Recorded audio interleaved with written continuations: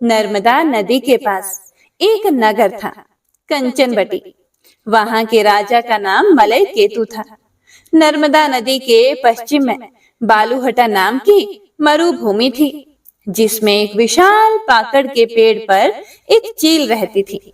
उसी पेड़ के नीचे एक सियारन भी रहती थी। चील और सियारन दोनों ही बड़ी पक्की सहेलियां थी। दोनों ने कुछ महिलाओं को जीतिया व्रत करते हुए देखकर स्वयं भी जीतिया व्रत करने का संकल्प लिया और दोनों ने भगवान श्री ज्योत वाहन की पूजा और व्रत करने का प्रण ले लिया।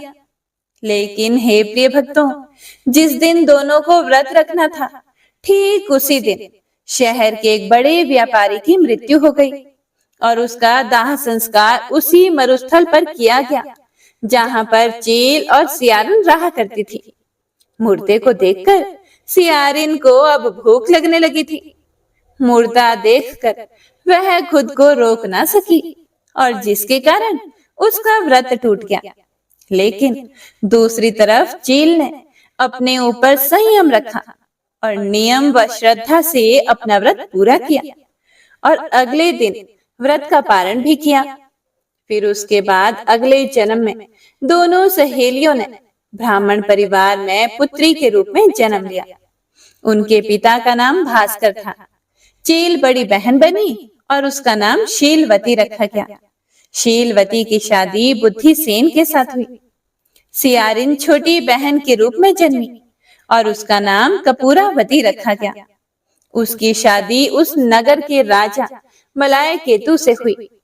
अब छोटी बहन कपूरावती कंचनबटी नगर की रानी बन गई।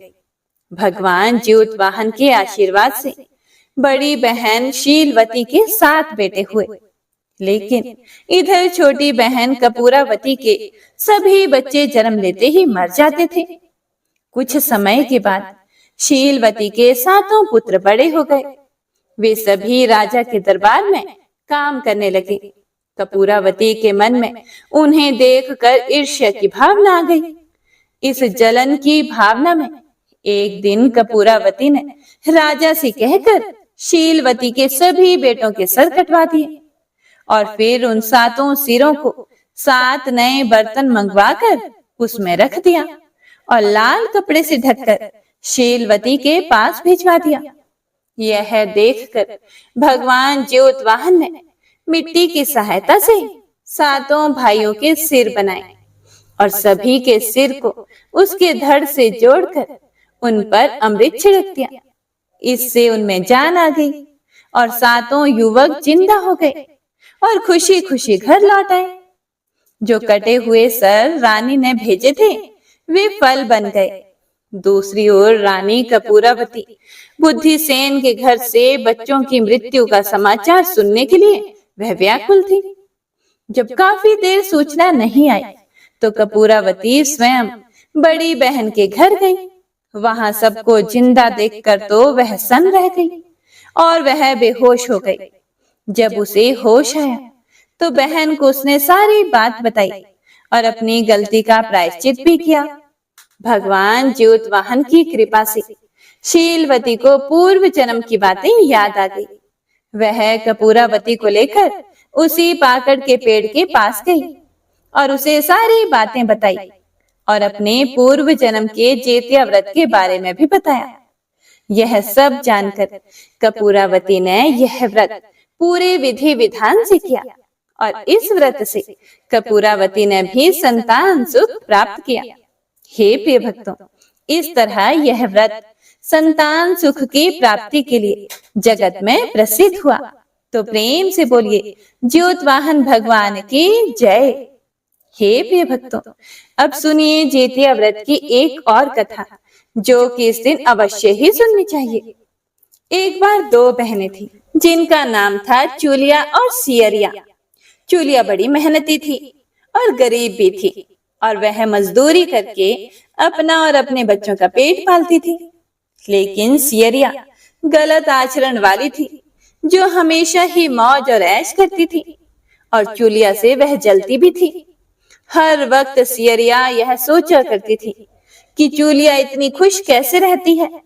चूलिया की हंसी खुशी सियारिन से सहन नहीं हो पाती थी, जिसके कारण सियरिया चूलिया के संतानों को सताने का कई बार प्रयास कर चुकी थी और कई बार उसके बच्चों को खत्म करने की कोशिश भी कर चुकी थी।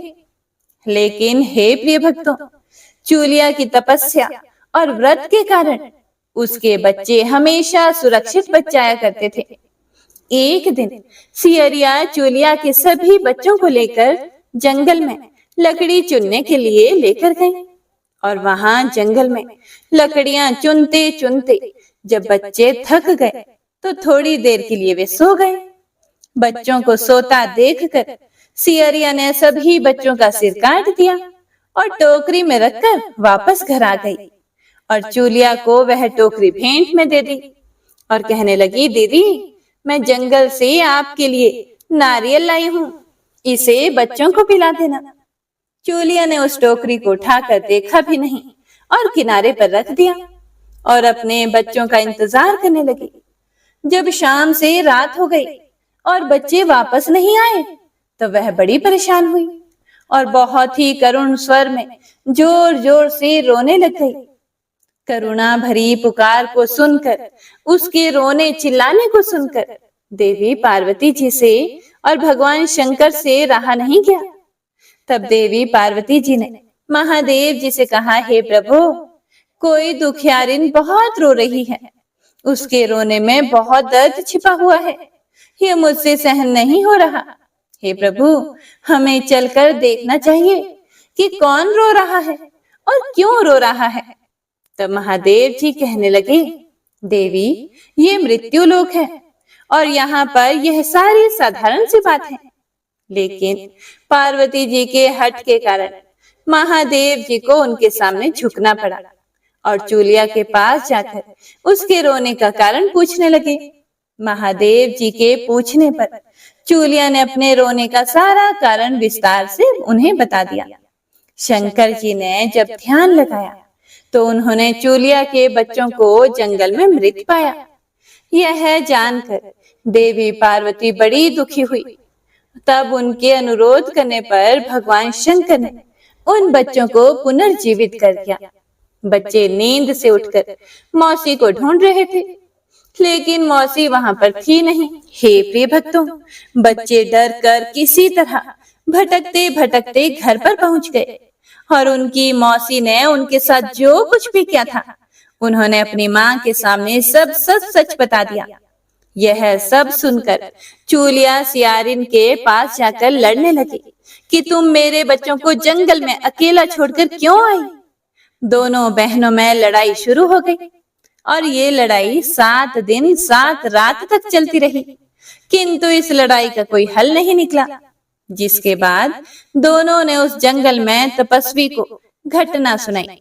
घटना को सुनने के बाद तपस्वी ने दोनों को आदेश दिया कि तुम दोनों जाकर पास में खेल रहे बच्चों को बाल से पकड़कर घसीटते हुए मेरे पास लेकर आओ, उसके बाद मैं निर्णय करूंगा। चूलिया बच्चों की माँ थी, उससे बच्चों की पीड़ा देखी नहीं जा सकी। उसने महात्मा के वचनों का पालन नहीं किया। उधर दूसरी तरफ सियरिया दौड़ती हुई गई और खेलते हुए बच्चों को बाल से पकड़कर खींच कर ले आई। जिसके बाद तपस्वी ने सियरिया को ये श्राप दिया कि हर जन्म में इसी प्रकार तू सदैव जलती रहेगी और दुखी होती रहेगी। जो महिला किसी बच्चे की पीड़ा और माँ की ममता को नहीं जानती, जीवन भर धरती पर दुख भोगने के अलावा और कुछ नहीं कर पाएगी। हरे कृष्णा। हे जीवत्वाहन भगवान, हे जितिया माई, कथा को सुनने वाले, सुनाने वाले और हुंकारा भरने वाले सभी पर अपना आशीर्वाद बनाए रखना। सबकी गोद हरी भरी रखना, सुख समृद्धि देना, सुख शांति देना। जय हो जितिया माई की। हर हर महादेव।